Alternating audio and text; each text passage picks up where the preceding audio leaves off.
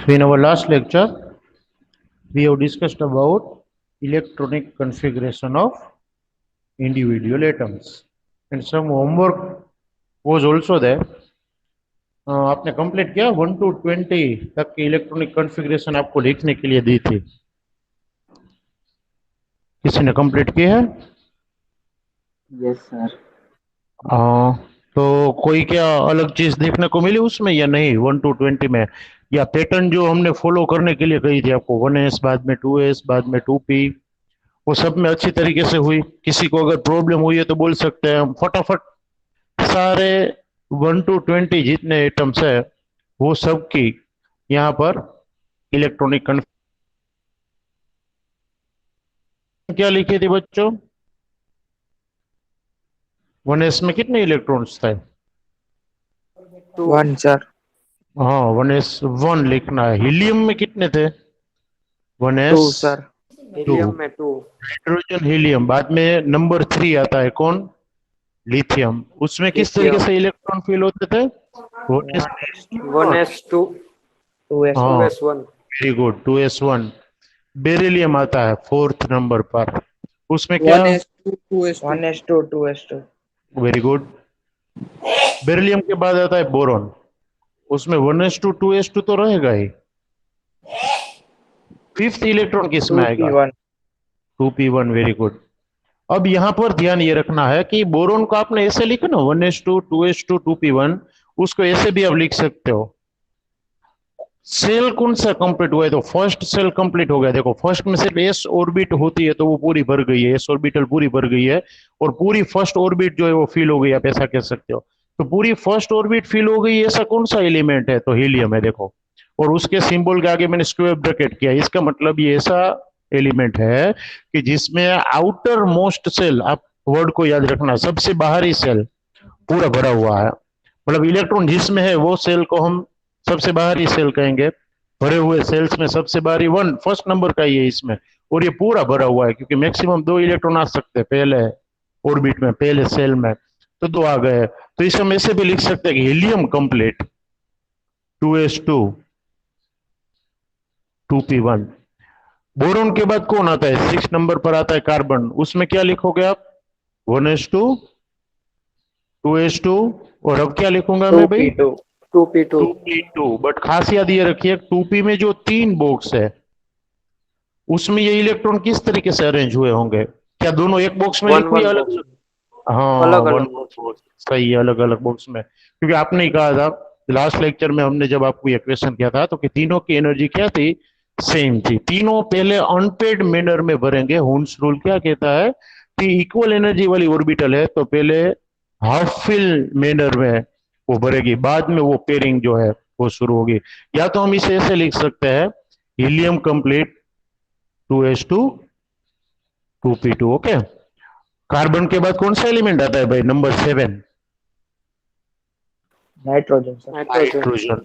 बराबर है, उसमें आएगा 1s2 2s2 2p3। 2p3, और we can write that helium helium complete complete 2s2 2s2 2p3। 2p3 very good.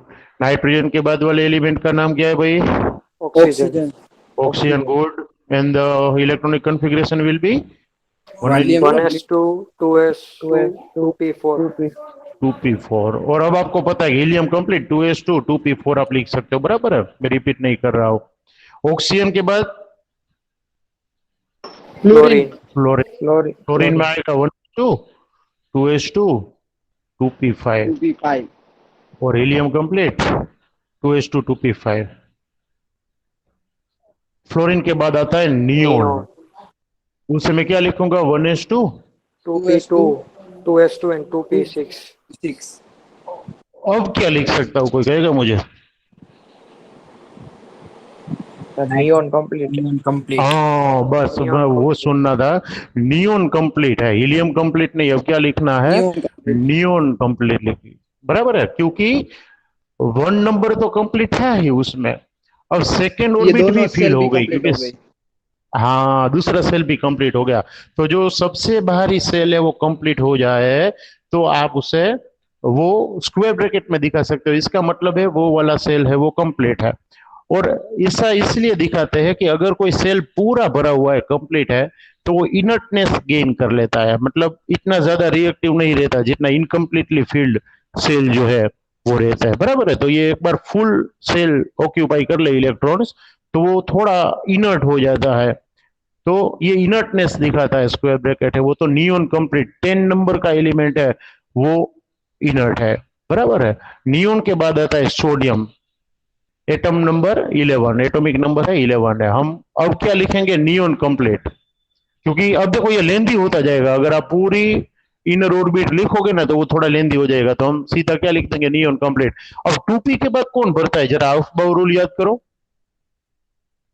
3s 3s। तो हम यहाँ पर 10 इलेक्ट्रॉन लिख देते हैं। अगर नियोन कंप्लीट आपने लिखा है ना, इसका मतलब 10 इलेक्ट्रॉन्स आर ऑलरेडी देयर। अब 3s में एक ही इलेक्ट्रॉन आएगा, क्योंकि एटॉमिक नंबर 11 है, तो नंबर ऑफ इलेक्ट्रॉन भी 11 होंगे। तो नियोन जो है उसके बाद डायरेक्ट 11th इलेक्ट्रॉन जो है वो 3s में आएगा। सोडियम के बाद जो है उसमें क्या होगा, मैग्नीशियम। मैग्नीशियम का नंबर 12 है, उसमें आप क्या लिखोगे, neon neon complete. complete Neon 3s2 Then complete. 3s2 3s2, very good. अब 3s के बाद इलेक्ट्रॉन कहाँ जाएंगे भाई, 3s के बाद कौन सी ऑर्बिटल आती है थोड़ी ज्यादा एनर्जी वाली, 3p e 3p, गुड। और एलिमेंट कौन सा आता है 13th वन, तो एल्यूमिनियम आता है। बराबर है। उसमें भी आप neon complete 3s2 PS2 3p लिखो। बराबर। 14th जो है उसका नाम है सिलिकॉन, उसे आप लिखोगे नियोन कंप्लीट 3s2 3p2। बराबर है। 15th नंबर जो है, phosphorus वेरी गुड, फॉस्फोरस है। और फॉस्फोरस को सिंबलाइज किया जाता है कैपिटल पी से। Neon complete 3s2 3p3। In a same manner, sulfur will be there at the number 16th one. Neon complete 3s2 3p4 will be its electronic configuration. Then 17th number किसका है, chlorine तो का है। और chlorine जो है उसे आप लिखोगे नियोन कंप्लीट, 17th नंबर है तो 3s2 3p5। And argon 18th number है, argon complete very good. Argon complete आप लिख सकते हो, आप या तो ऐसे भी लिख सकते हो, नियोन कंप्लीट 3s2, 3s2 हाँ 3p6 3p6। But third orbit जो है यहाँ पर कंप्लीट नहीं गिनी जाएगी। क्यों मैं ऐसा बोल रहा हूँ कंप्लीट नहीं गिनी जाएगी, कोई कहेगा, sir d इसमें कुछ आता orbital है। हाँ, डी ऑर्बिटल आती है, बट यहाँ पर एक चीज ये है कि भाई 4s पहले भरता है, हमने ये कहा 3d में इलेक्ट्रॉन आए उससे पहले किस में जाते हैं, 4s में। तो आउटर मोस्ट शुरू हो जाता है, वो 4 नंबर होता है। तो इनर पार्ट फील कौन सा होता है, 3 वाला। बट ये पैटर्न जो है 3s2 3p6 8 इलेक्ट्रॉन रूल के नाम से जाने जाते हैं। आप एक 4th चैप्टर पढ़ोगे, chemical bonding and molecular structure नाम का, इसमें ऑक्टेट रूल आएगा कि आउटर मोस्ट सेल में 8 इलेक्ट्रॉन अगर ऑक्यूपाई कर ले तो वो स्टेबल कॉन्फ़िगरेशन गेन कर लेता है। तो ये जो चीज है यहाँ पर हम यूज करेंगे। बट याद रखना है, नियोन जो है वो कंप्लीट होकर 8 इलेक्ट्रॉन एक्स्ट्रा अगर ऑर्बिट में आ जाए, बाहरी ऑर्बिट में, तो भी ये स्टेबल इलेक्ट्रॉनिक कॉन्फ़िगरेशन गेन कर लेता है, और उसे हम लिखते हैं आर्गन कंप्लीट। बराबर है। आर्गन के बाद आता है पोटेशियम, 19th नंबर, तो क्या लिखेंगे, argon complete Argon complete 4s1 4s1 लिखेंगे, गुड। बट 4s1 लिखेंगे ना, उसकी इनर ऑर्बिटल खाली है, कौन सी, 3d, तो वहां पर 3d 0 लिखना है। सिर्फ 4s1 लिखो तो गलत नहीं है, बट हमें पता होना चाहिए 3d अभी बाकी है। एंड लास्ट वन लिखने के लिए दिया था वो है कैल्शियम, उसमें हम क्या लिखेंगे, आर्गन कंप्लीट 4s2। बट याद रखना 3d बाकी है। ये इसलिए हर बार बोल रहा हूं कि याद रखना, जब 3d भरता है, मतलब कि अब इसके बाद 21st इलेक्ट्रॉन जो एंटर होगा स्कैंडियम नाम के एलिमेंट में, स्कैंडियम 21 नंबर का एलिमेंट है, तब हम क्या लिखेंगे पता है, आर्गन कंप्लीट। पहले तो 4s2 ही भरता है, बाद में इलेक्ट्रॉन जाता है 3d में। अब देखो 3d में इलेक्ट्रॉन बाद में गया, बट लिखा फिर भी मैंने 3d को आर्गन के नजदीक। ऐसा मैंने क्यों किया, वो कोई कहेगा। सर क्योंकि ये वाला थर्ड ऑर्बिट में और फोर्थ ऑर्बिट में है फोरेस्ट। हाँ, तो फोर्थ ऑर्बिट जो है ना वो बाहर आती है और थर्ड ऑर्बिट कहाँ आती है, न्यूक्लियस के नजदीक आती है, वो याद रखना है। तो भले ही इलेक्ट्रॉन पहले जा रहे हैं बाहर वाली ऑर्बिट में, बट नजदीक तो ये 3D वाला ही है, याद रखिए। तो पहले बाहर वाले ऑर्बिट में, मतलब कि ऑर्बिटल में, फोर्थ ऑर्बिट में भरता है इलेक्ट्रॉन, बाद में वो अंदर वाली ऑर्बिट की ऑर्बिटल में एंटर होता है। तो लिखना तो यही मैनर में है, आपको ये याद रखिए, बराबर है। एक सिंपल एग्जांपल देते हैं कि मोरबी राजकोट की बस आपको पता है किस तरीके से फुल होती थी पहले, ये जो कोरोना नहीं था तब की बात है। अब घुसने वाला भले लास्ट में घुसा, बट निकलेगा तो पहले कौन, वो मुझे बताओ, जब निकलने की बारी आएगी तो जो अंदर घुस चुका है वो पहले निकलेगा या दरवाजे के पास खड़ा है वो पहले निकलेगा? आपका लॉजिक क्या कहता है? सर जो बाहर होगा वो पहले निकले। तो मैं वही आपको समझाना चाहता हूं कि इलेक्ट्रॉन भले ही पहले 4s में आया और बाद में 3D में आया, लास्ट कौन सी ऑर्बिटल में आया, तो 3D में लास्ट में एंटर हुए, बट जब बारी आएगी रिमूव होने की तो रिमूव तो पहले 4s में से होंगे, ये याद रखना। अब आपके दिमाग में क्वेश्चन ये आता है कि रिमूव क्यों होगा भाई, कोई इलेक्ट्रॉन रिमूव क्यों होगा? तो उसका रीजन ये, जब कोई एलिमेंट अपना आयोनिक फॉर्म में कन्वर्ट होता है, स्कैंडियम जो है वो जब स्कैंडियम प्लस बनता है या +3 बनता है, तो पहले ये 2 इलेक्ट्रॉन जाएंगे, बाद में ये तीसरा इलेक्ट्रॉन जाएगा। तो पहले निकलता तो कौन है, बाहर वाला। एंटर भले ही वो पहले हुआ है या लास्ट में, ये कोई नहीं देखता, या उसके साथ उसे कोई लेना देना नहीं है, बट 3D में इलेक्ट्रॉन लास्ट में एंटर होता है, स्कैंडियम की बात करें तब, बट निकलता पहले कौन सा वाला है, तो 4s वाले इलेक्ट्रॉन जो है वो पहले रिमूव होते हैं, ये खास याद रखना, बराबर है। आप 1 to 20 से तो जनरली टच में होते हो, बट आपको याद 21 से 30 भी रखने हैं। मैंने ये 21 का नाम क्या कहा, स्कैंडियम, तो 21 है वो स्कैंडियम है, 22 है वो टिटेनियम है, 23 है वो वेनेडियम है, 24 है वो क्रोमियम है, याद रखना। और यहां पर मैं स्टार करूंगा, क्यों वो भी समझाता हूं, बराबर है। Scandium, titanium, vanadium, chromium. 25 वो मैंगनीज है, Mn। अब बच्चे बोलने में कहां पर गड़बड़ करते हैं, मैग्नीशियम एंड मैंगनीज, तो ये दोनों अलग है, याद रखना। 26 जो है वो बहुत आयरन। हाँ, और काम का एलिमेंट है आयरन, बराबर है, 26 है। आयरन के बाद आता है कोबाल्ट, देन आता है निकल, निकल। देन आता है कॉपर, एंड 30th वन आता है जिंक। तो आपको ये 10 एलिमेंट जो है वो ज्यादा याद रखना है, एक्स्ट्रा याद रखना है 11th में, और इसे कहा जाता है ट्रांजिशन एलिमेंट्स। क्यों, उसके लिए हमारे पास तीसरा चैप्टर है, अभी इसके बाद शुरू करेंगे, बराबर है। बट ये ट्रांजिशन एलिमेंट्स जो है उसके नाम से जाना जाता है, इसे डी ब्लॉक एलिमेंट्स भी कहा जाता है। अब इसकी इलेक्ट्रॉनिक कॉन्फ़िगरेशन लिखेंगे तो पता चलेगा कि अब 21 नंबर है इसका, तो इलेक्ट्रॉन भी 21 होंगे। तो हमने क्या लिखा था, आर्गन कंप्लीट, 4s में पहले इलेक्ट्रॉन जाएंगे। अब आर्गन मतलब 18 इलेक्ट्रॉन, 18, बाद में 4s में 2 गए 20, अब 3D में कितने जाएंगे, 1। तो 4s1 सॉरी 4s2 3D1 इसकी इलेक्ट्रॉनिक कॉन्फ़िगरेशन होगी। टाइटेनियम जो है उसकी क्या होगी, आर्गन कंप्लीट मतलब 18, 4s2, और 3D में कितना आएंगे भाई, 22 नंबर है इसका, 2, गुड। 2। वेनेडियम जो है उसमें क्या आएगा, आर्गन कंप्लीट 4s2, अब क्या आएगा 3। 3, अब क्या आएगा, आर्गन कंप्लीट 4s3d। अब हमारी मेंटालिटी क्या कहती है, अगर ये 3D4। हाँ, मतलब आप ये लिखोगे कि 4s2 3d4 आना चाहिए ना, हमारे लॉजिक के मुताबिक आना ही चाहिए। बट मैंने 2 एक्सेप्शनल केस यहां पर आपको दिखाने हैं, एक तो ये क्रोमियम और ये कॉपर, वो होना चाहिए 4s2 3d4 रूल के मुताबिक, बट वो क्या शो करता है पता है, 4s1 3d5। इसका रीजन हम देखते हैं, पहले आगे चलते हैं। आर्गन कंप्लीट, अब जो इलेक्ट्रॉन है वो 4s2 में घुसता है, मतलब 4s में जाता है, तो 1 के बदले क्या हो जाएगा 2, then next argon complete 3d6 हो जाएगा 4s2, ऐसा चलता रहेगा कब तक 3d8 तक, निकल तक। अब फिर से एक चीज, कॉपर में आर्गन कंप्लीट होना क्या चाहिए, तो आपका दिमाग यही कहेगा कि 3d9 4s2 होना चाहिए। भाई हमारा सीक्वेंस यही जा रहा है, बराबर है। तो ये 8 कंफिग्रेशन 4s2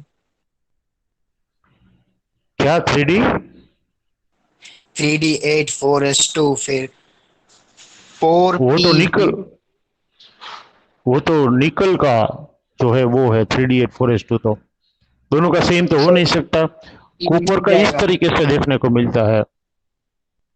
सॉरी क्या आएगा 4p ये आता है देखो 3d10 4s1, और जिंक आता है आर्गन कंप्लीट 3d10 4s2। अब ये दोनों एक्सेप्शनल केसेस क्यों है हमें ये जानना है, बट उससे पहले एक डेफिनेशन पढ़ते हैं हम कि आपके पास जो एलिमेंट है उसमें जितने भी ऑर्बिट्स भरी है, ध्यान रखना क्या बोल रहा हूं, जितनी भी ऑर्बिटल्स या ऑर्बिट्स भरी है उसमें से सबसे बाहरी ऑर्बिट जो भरी हुई है उसे वैलेंस ऑर्बिट कहते हैं। सबसे बाहर वाली ऑर्बिटल को वैलेंस ऑर्बिटल कहते हैं, और उसके अंदर प्रेजेंट इलेक्ट्रॉन्स को वैलेंस इलेक्ट्रॉन्स कहते हैं। खास याद रखो, वैलेंस इलेक्ट्रॉन का मतलब है सबसे बाहर वाली ऑर्बिट में प्रेजेंट इलेक्ट्रॉन्स, बराबर है। तो आपको ये जो डी ब्लॉक एलिमेंट्स दिखाए मैंने 10 21 से लेकर 30, उसमें सबसे बाहरी वाली ऑर्बिट कौन से नंबर की है वो मुझे जरा कहोगे आप। वैलेंस ऑर्बिट या ऑर्बिटल कौन सी है, वैलेंस ऑर्बिटल कौन सी है वो आपको बताना। 4s 4s, वेरी गुड, बस ये आपको पता होना चाहिए। और हर एक में 2 इलेक्ट्रॉन नहीं है। वैलेंस इलेक्ट्रॉन कितने हैं, तो क्रोमियम में और कॉपर में 1 है अभी, बाकी सब में वेराइटी है, 2 2 2 2 है, ये दोनों में 1 1। ऐसा क्यों? क्वेश्चन हमारा ये है कि होना चाहिए 3d4 4s2, but chromium shows 3d5 4s1, and like to be that copper can show 3d9 4s2, or copper should show electronic configuration like 3d9 4s2, but it shows electronic configuration equal to 3d10 4s1। अब आपको देखिए वो d orbital जो है उसे draw करके हम देखते हैं, कुछ अलग दिख रहा है आपको। सर वो हाफ फील्ड होती है तो वेरी गुड ज्यादा वेरी गुड वेरी गुड, बस यही मैं सुनना चाहता था कि आपको याद आ जाए कि आप अगर ध्यान से देखो तो अगर इसमें 3d4 होता ना 1 2 3 4, तो इसमें 4s2 होता, मतलब ये 4s में 2 इलेक्ट्रॉन होता है, और ये 3d5 है तो ये 4s1 है। अब ये देखो 10 इलेक्ट्रॉन्स आ सकते हैं, बट इसने ऑक्यूपाई किए 5, मतलब एग्जैक्टली हाफ फील्ड है ये। और सामने ये 4s भी हाफ फील्ड ही हुई ना, क्योंकि उसमें 2 इलेक्ट्रॉन आ सकते थे और 1 आए। लाइक कॉपर में क्या होता है, कॉपर में अगर 3d9 होता तो पहले 5 तो ऐसे ही आए होते, बाद वाले 4 ऐसे आए होते, और 4s में 2 होते इलेक्ट्रॉन, यहां पर एक क्लॉकवाइज स्पिन और दूसरी एंटी क्लॉकवाइज स्पिन होते, बट वो एक इलेक्ट्रॉन जंप लगाकर यहां आ जाता है और ये हो जाता है 3d10 और ये हो जाता है 4s1, मतलब ये फुल फिल हो जाता है, फुल्ली फिल्ड हो जाता है,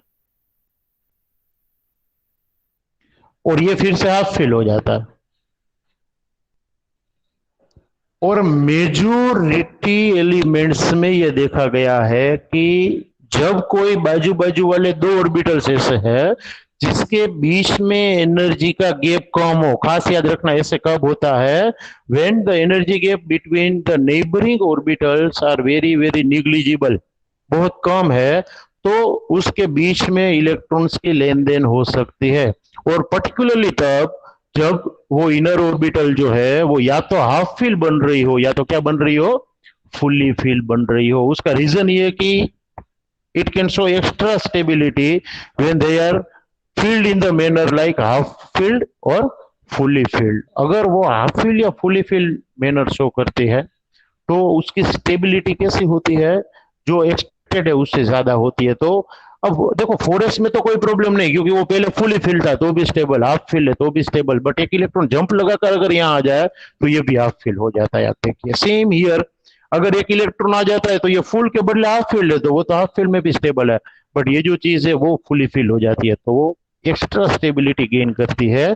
तो फिर क्वेश्चन आपके दिमाग में ये होगा क्यों ज्यादा स्टेबिलिटी गेन करती है, तो उसके 2 से 3 रीजन है कि एक तो ये हाफ फिल है तो सारी स्पिन इक्वल है।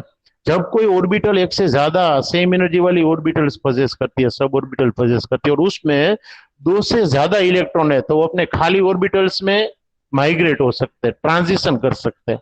तो जितनी ज्यादा ट्रांजिशन उतनी ज्यादा स्टेबिलिटी। तो हाफ फिल मैनर जो है उसमें ज्यादा ट्रांजिशन शो कर सकते हैं ये इलेक्ट्रॉन्स इंस्टेड ऑफ 4 इलेक्ट्रॉन्स, बराबर है। तो ये हाफ फिल मैनर में ज्यादा स्टेबल है with respect to incompletely filled orbital, same fully filled में, बराबर है। तो आपको सिर्फ इतना याद रखना है, आपको ये नहीं पूछेंगे कि हाफ फिल्ड में क्यों स्टेबल है, बट हाँ आपको ये जरूर पूछेंगे कि क्रोमियम 3d4 4s2 के बदले 3d5 4s1 मैनर में क्यों फिल होता है। तो हमें सिर्फ ये याद रखना है कि the orbitals which are halfly filled और fully filled shows extra stability with respect to incompletely filled orbitals, clear.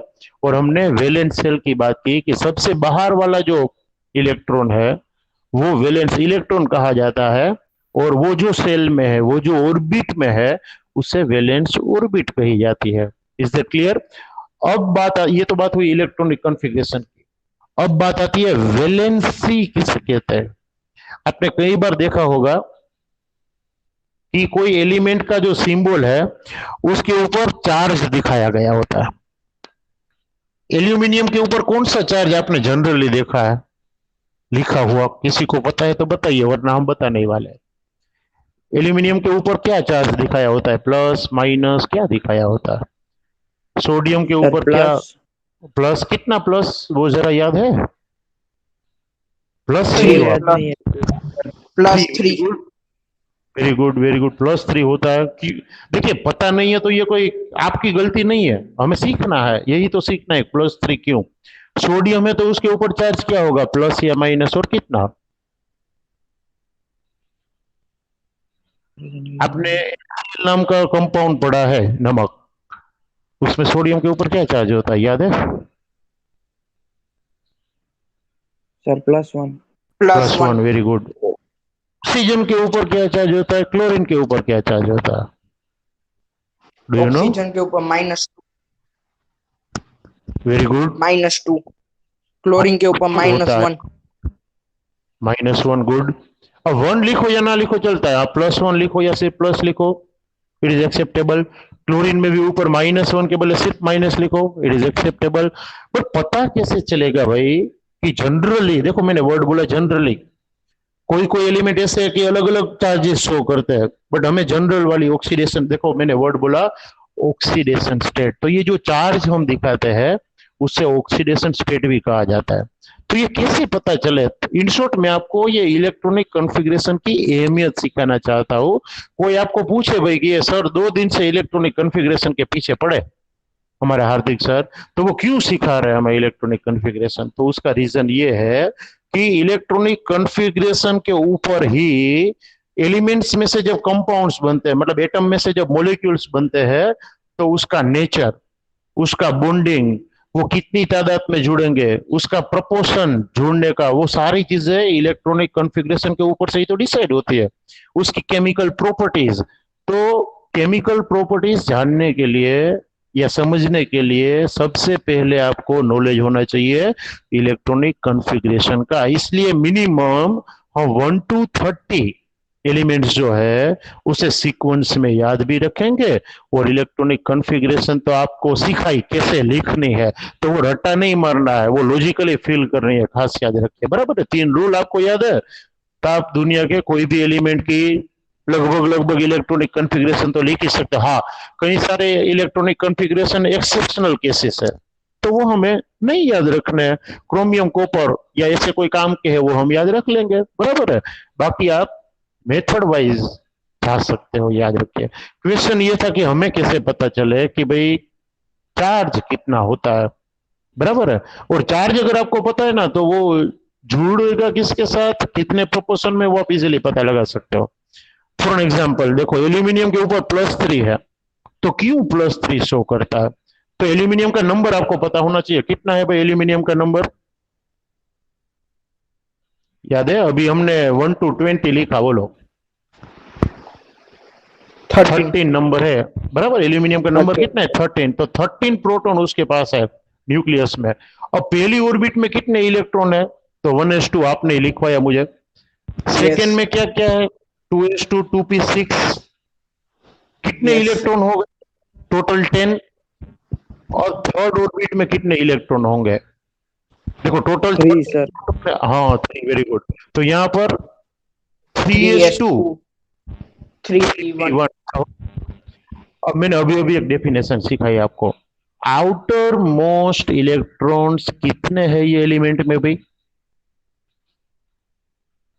Outer most electron मतलब वैलेंस इलेक्ट्रॉन कितने हैं? तो जितने, हाँ 3, जितने इलेक्ट्रॉन भरे हैं उसमें सबसे बाहर वाली ऑर्बिट कौन सी है? तो थर्ड, क्योंकि ये तो अब इनर ऑर्बिटल्स हो गई, बराबर है।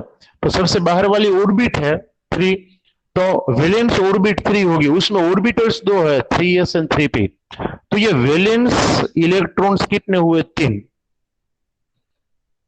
अब कोई एलिमेंट जो है उसके एटम में 1, 2 या 3 इलेक्ट्रॉन है, याद रखिएगा।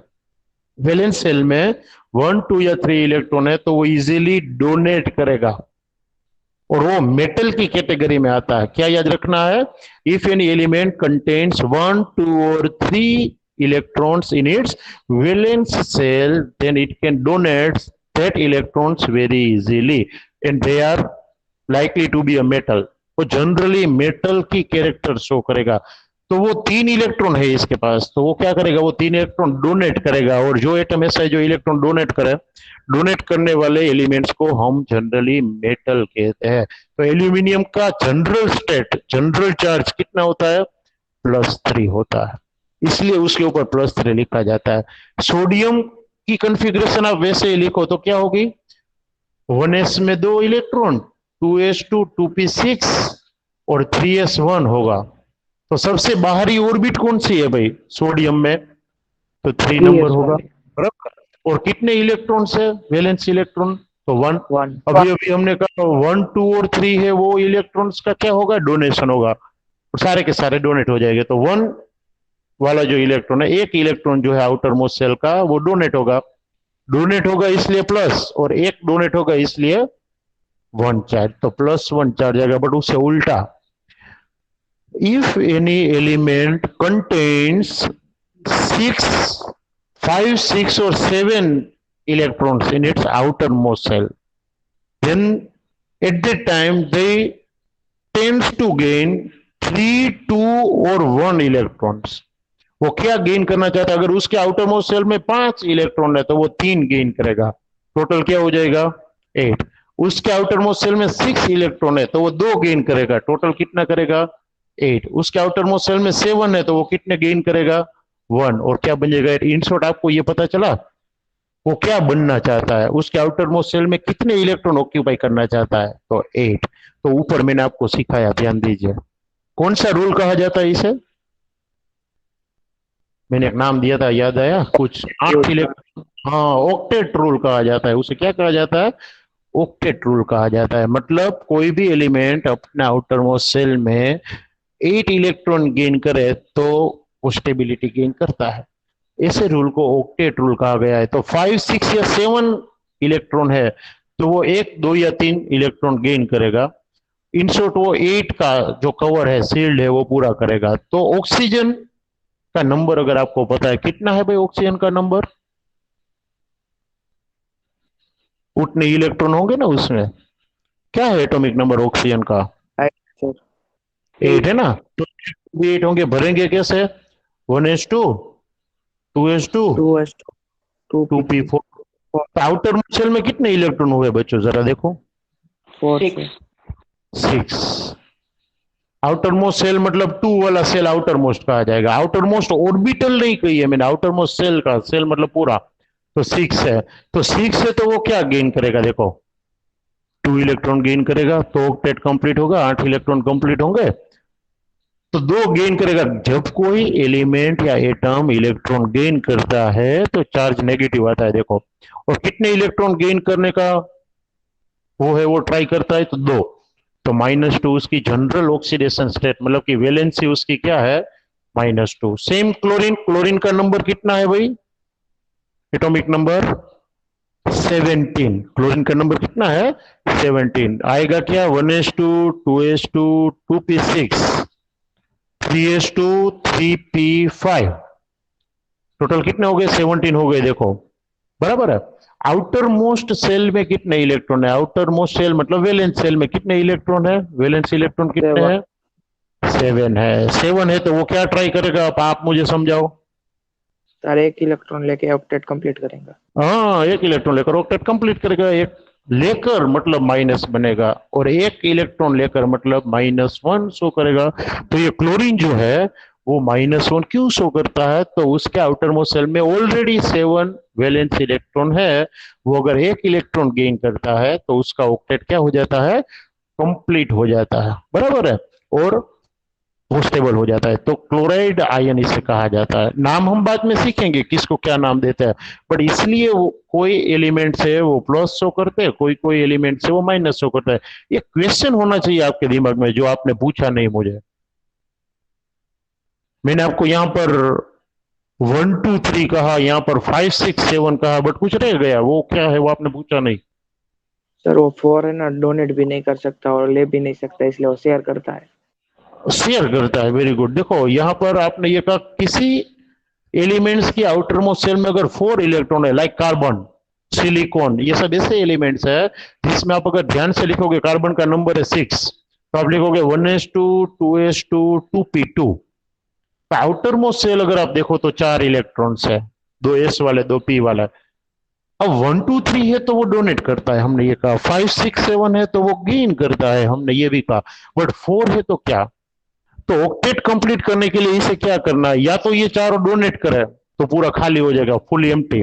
4 गेन करे तो ये ऑक्टेट कंप्लीट करेगा। बट जितना डोनेट करना उसके लिए हार्ड है, उतना ही गेन करना भी हार्ड है। हम ऐसा बिल्कुल नहीं कहते वो 4 एक साथ कभी डोनेट नहीं करेगा या गेन नहीं करेगा, कर सकता है, but is hard to do. एक साथ 4 इलेक्ट्रॉन डोनेट करना या एक साथ 4 इलेक्ट्रॉन गेन करना, उतनी एनर्जी का चेंज जनरली नहीं होता, बिल्कुल नहीं होता, ये हम नहीं कहते, जनरली नहीं होता। तो ऐसे एलिमेंट्स क्या करेंगे, वो दूसरे एलिमेंट्स के साथ शेयरिंग करेंगे और पार्टनरशिप करेंगे, हम ये कह सकते हैं। ऐसे बॉन्ड्स को कोवेलेंट बॉन्ड कहा जाता है, जो जुड़ने के लिए इलेक्ट्रॉन की शेयरिंग करता है। सोडियम और क्लोरीन की आप बात करो तो ऊपर ही हमने लिखा सोडियम प्लस होता है और क्लोरीन माइनस होता है। उसका रीजन ये, सोडियम एक इलेक्ट्रॉन दे दे, तो सोडियम में क्या था, 281 था, 281 था, तो वो एक इलेक्ट्रॉन दे दे तो ऑक्टेट वाला आउटर मोस्ट होता है जो स्टेबल है, इसलिए वो एक इलेक्ट्रॉन डोनेट करता है। वाइल क्लोरीन में क्या था, क्लोरीन में 287 था, मतलब एक इलेक्ट्रॉन गेन करे तो उसका ऑक्टेट कंप्लीट हो जाता है और वो स्टेबल होता है। तो जो इलेक्ट्रॉन सोडियम डोनेट करता है वही इलेक्ट्रॉन कौन गेन करता है, क्लोरीन। तो यहां पर पूरे इलेक्ट्रॉन की लेन देन हुई, किसी ने इलेक्ट्रॉन डोनेट किए, किसी ने गेन किए। ऐसे बॉन्ड्स को आयोनिक बॉन्ड कहते हैं, खास याद रखिए। यहां पर भी इलेक्ट्रॉन की लेन देन हुई, बट किसी ने पूरा डोनेट कर दिया, किसी ने पूरा गेन कर दिया। और अगर बॉन्ड बनते हैं ऐसी लेन देन से तो उसे आयोनिक बॉन्डिंग कहा जाता है। और अगर ऊपर हमने कार्बन की बात की, वैसे अगर 4 इलेक्ट्रॉन की बात आए और शेयरिंग होता है तो ऐसे बॉन्ड्स को कोवेलेंट बॉन्डिंग कही जाती है, बराबर है। और अगर एक बार आपको यह पता चल गया कि कौन से एलिमेंट के ऊपर कौन सा चार्ज आता है, तो आप इजीली उसके मोलिकुलर फॉर्मूला बना सकते हैं। देखो, अगर कोई आपको कहे कि एल्यूमिनियम और ऑक्सीजन जुड़े तो कौन सा फॉर्मूला बनेगा, तो आपको उसके ऊपर चार्ज क्या है वो पता होना चाहिए। एल्यूमिनियम के ऊपर हमने +3 लिखा, ऑक्सीजन के ऊपर हमने -2 लिखा। अब एकदम इजी वाली मेथड, क्रॉस मल्टीप्लीकेशन, इसका चार्ज इसको दे दो, इसका चार्ज इसको दे दो। लिखना कैसे, Al2 O3 प्लस माइनस कुछ अब नहीं देखना है, हमें ये तो पता है प्लस वाले माइनस के साथ जुड़ेंगे, बराबर है। तो एक एटम पॉजिटिव होना चाहिए, एक नेगेटिव होना चाहिए, दोनों का चार्ज इंटरक्रॉस कर दो, काम खत्म, बन गया फॉर्मूला। ये कौन सा कंपाउंड है, किसी को नाम पता है? ये प्रोसेस आती थी आपके 10th में मेटलर्जी में। Oxide sir. ऑक्साइड है एल्यूमिनियम का, वो तो सही है, बट नाम है ये कंपाउंड का बॉक्साइड। हाँ बॉक्साइड आपने कहा सही, ऑक्साइड नहीं क्या कहा, बॉक्साइड कहा। तो एल्यूमिना या बॉक्साइड इसका नाम है, ये होल हेरोल्ड्स प्रोसेस में आता था, बराबर है। बॉक्साइड या एल्यूमिना कहा जाता है। तो अब आप मुझे बता सकते हो कि अगर मैं आपको ऐसा कंपाउंड दू H प्लस और S माइनस 2, तो इसका फॉर्मूला क्या होगा? ये कंपाउंड बनाएंगे अगर दोनों एलिमेंट मिलकर, तो फॉर्मूला क्या होगा? H2S। H2S, very good. और H2S है ना, वो गैस है, हाइड्रोजन सल्फाइड। और रूल ये कहता है 99% केसेस में आप ये देखोगे कि पॉजिटिव एलिमेंट जो है, पॉजिटिवली चार्ज आयन जो है, जिसे हम केटायंस कहते हैं, केटायंस लेफ्ट हैंड साइड में, और एनायंस जो है नेगेटिवली चार्ज एलिमेंट है, वो राइट हैंड साइड में लिखा जाता है। तो ये याद रखिएगा, इस तरीके से आप फॉर्मूला लिख सकते हो। अगर फॉर्मूला पता है, उल्टा आपको कोई एलिमेंट का फॉर्मूला पता है, तो आप उसकी ऑक्सीडेशन स्टेट पता लगा सकते हो। कैसे? क्रॉस मल्टीप्लाई करके। पॉजिटिव तो लेफ्ट में लिखा जाता है तो Al+3 होगा, और H राइट में लिखा जाता है तो -1 होगा। अब आप मुझे क्वेश्चन कर सकते हो कि यहाँ पर हाइड्रोजन -1 है, यहाँ पर हाइड्रोजन प्लस है, वाई? उसका रीजन ये, हाइड्रोजन में ले देकर इलेक्ट्रॉन ही एक है पहली ऑर्बिट में, तो वो एक इलेक्ट्रॉन ले तो हीलियम जैसा हो जाता है, नियरेस्ट नोबल गैस जैसा हो जाता है, 2 इलेक्ट्रॉन गेन करके, और एक जाए तो फुल्ली खाली हो जाता है। तो वो दोनों ही केस में स्टेबल है, या तो पूरा खाली हो जाए मतलब +1 हो जाए, या तो एक गेन करके -1 हो जाए, मतलब फुली फिल्ड हो जाए वो ऑर्बिट, बराबर है। तो ऐसे जो कंपाउंड्स है उसके फॉर्मूला आपको इजीली याद रह सकते हैं। कभी कभी क्या होगा कि इक्वल चार्ज आएगा दोनों जगह पर, जैसे कि यहां पर आपको एग्जांपल ऐसा लो कि दोनों के ऊपर चार्ज सेम हो, जैसे कि मैग्नीशियम +2 एंड ऑक्सीजन -2। देखो चार्ज सेम है, भले ही साइन ऑपोजिट है, बट 2 है। तो आप क्या लिखोगे, इसका फॉर्मूला क्या लिखोगे? ये मेथड अलग है इसलिए सिखा रहा हूं आपको। MgO। हाँ देखो, आप MgO लिखोगे, बट ये मेथड के मुताबिक तो क्या लिखना पड़ेगा आपको? Mg2O2। बट तो याद रखना है, जब कुछ कॉमन निकल सकता हो, पॉजिटिव और नेगेटिव एटम्स के नंबर में से कॉमन निकल सकता हो, तो वो निकाल दो। तो यहां पर पूरा 2 कॉमन निकल जाता है, देखो। तो वो आपने कॉमन निकल दिया तो कुछ नहीं बचेगा, कुछ नहीं मतलब 1 बचेगा, तो ये MgO हो गया। तो ये प्रपोर्शन है एक्चुअली में, ये जो हम मल्टीप्लीकेशन कर रहे हैं वो क्या है? प्रपोर्शन है, वो याद रखें। तो ये 2:2 मतलब 2:2 का रेशियो है, तो एक्चुअली ये 1:1 है, ये याद रखकर आगे बढ़ना है।